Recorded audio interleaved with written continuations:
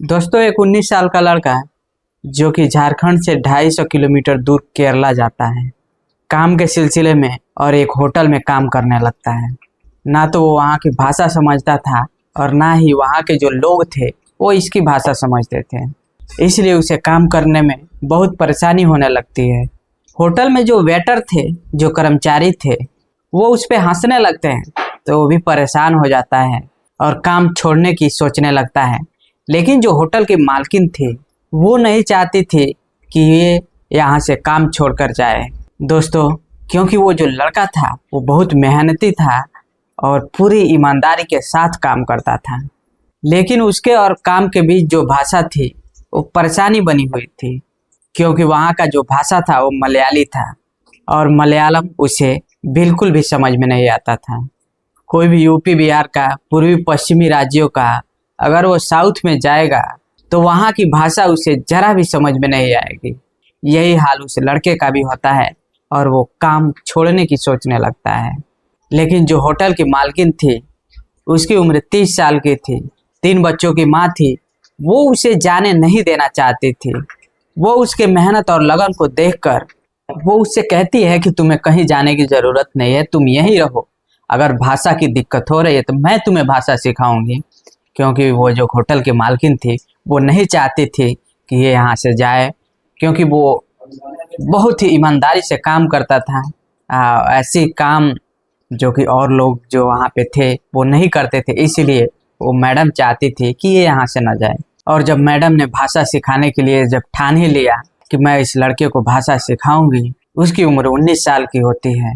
और दोस्तों धीरे धीरे भाषा सीखते सीखते उस लड़के को भाषा तो नहीं आती थी लेकिन सब कुछ आता था।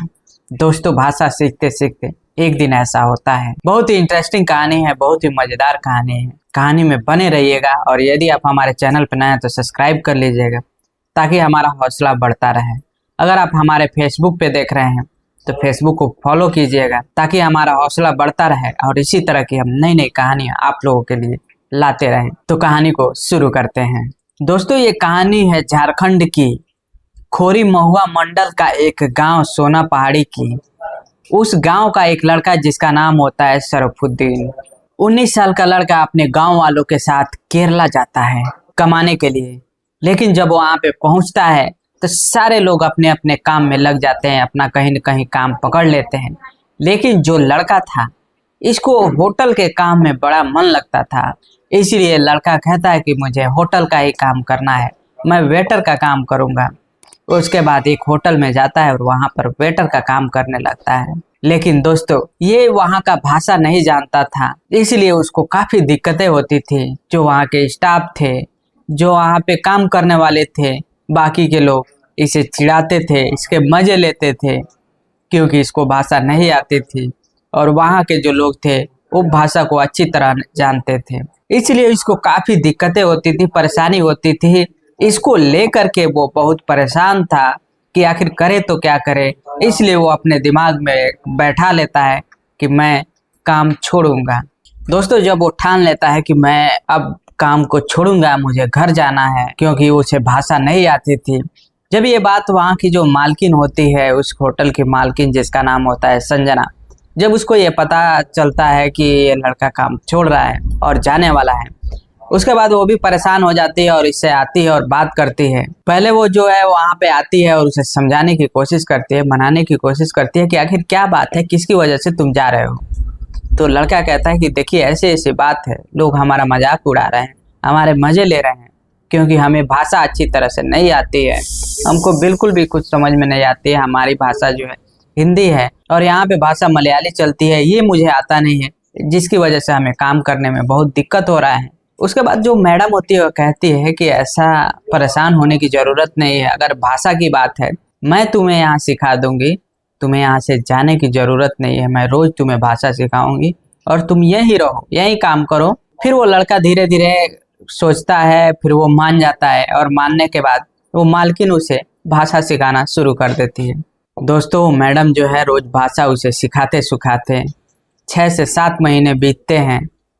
मैडम का जो पति था उससे भी ज़्यादा मैडम की बनती नहीं थी, पति भी दूर रहता था और ये जो लड़का था शरफुद्दीन जिसको ये भाषा सिखा रही थी इसको सिखाते सिखाते ये दोनों इतने करीब आ जाते हैं कि इन दोनों को एक दूसरे से प्यार हो जाता है, उस मैडम को उस लड़के से। और फिर धीरे धीरे ये सिलसिला चलता रहा। उसके बाद उस होटल के स्टाफ जो होते हैं कुछ, उनको पता चलती है। फिर जो मैडम का पति होते हैं उनको ये लोग खबर कर देते हैं कि आपकी जो पत्नी है, यानी कि जो मालकिन है, वो एक 19 साल का लड़का जो कि वेटर है, जिसका नाम शरफुद्दीन है, उससे चक्कर चल रहा है। जब ये बात उसका पति सुनता है तो वो घर आता है, उससे लड़ाई करता है, झगड़े करता है, तो उसे मनाती है, समझाती है कि ऐसा कुछ नहीं है। उसके बाद भी उसका पति उसे पूछता है कि बताओ आखिर मामला क्या है, लेकिन उसे समझाती है कि देखो मामला कुछ नहीं है, इसको भाषा नहीं आती थी, एक काम करने वाला लड़का है, अच्छा काम करता है, इसलिए मैं नहीं चाहती थी कि ये घर जाए, इसलिए मैं इसको भाषा सिखा रही थी। ऐसा किसने कहा? उसके बाद शरफुद्दीन जो होता है उस लड़के से भी उसका मालिक जो है पूछता है।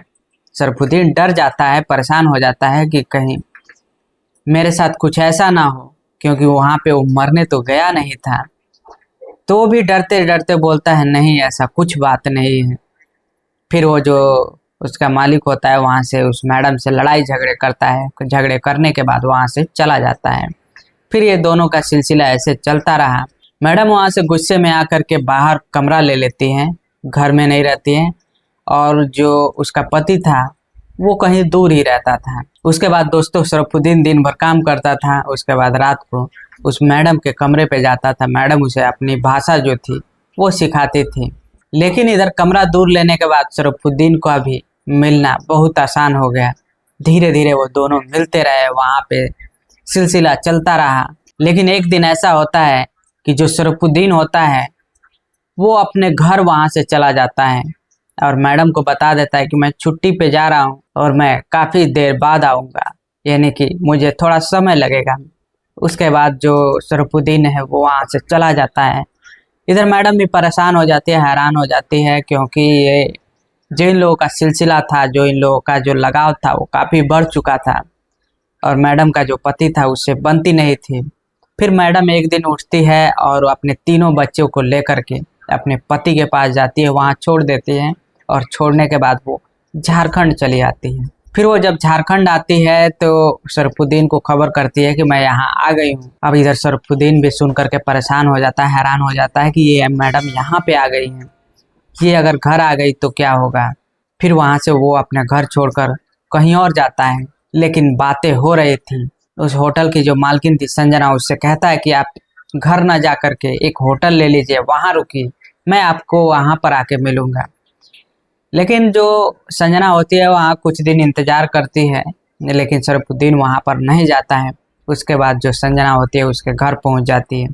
घर पहुँचने के बाद उसके माता पिता होते हैं, उनसे बात करती है, कहती है ऐसी ऐसी बात है, ऐसा ऐसा आपके लड़के ने किया है। लेकिन उसकी जो मलयाली भाषा थी उसके परिवार वालों को समझ में नहीं आती है कि वो क्या है, क्या बोल रहा है। लेकिन कुछ तो लग रहा था उसके परिवार वालों के, कुछ ऐसा है जो इन दोनों के बीच है, यानी कि शरफुद्दीन और इस मैडम के बीच कुछ प्यार का चक्कर है, ऐसा अनुमान वो लोग लगा रहे थे। फिर जो मैडम थी संजना, उसको इंग्लिश आती थी, फिर वो इंग्लिश में बताती है और वहाँ के जो कुछ लोग थे जो इंग्लिश जानते थे फिर उसको हिंदी में उन लोगों को समझाते हैं कि ऐसी ऐसी बात है, आपके लड़के ने ऐसा किया है। उसके बाद उसके लड़के को बुलाया जाता है, यानी कि वो अपने लड़के को बुलाते हैं और कहते हैं ये क्या सही है।